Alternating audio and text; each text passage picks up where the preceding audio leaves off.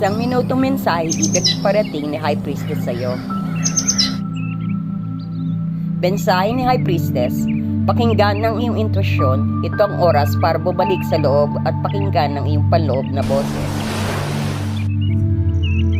Ang iyong anghel ay nagbabantay ng isang database na karunungan na nasa loob mo lamang.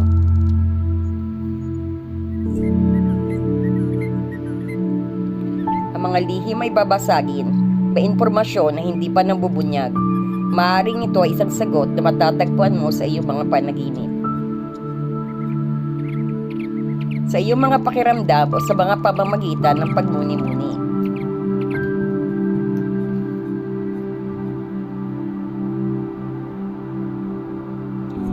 Patience at paghihintay. Hindi ito ang oras para kumilos, ito ay oras para maghintay, magnilay.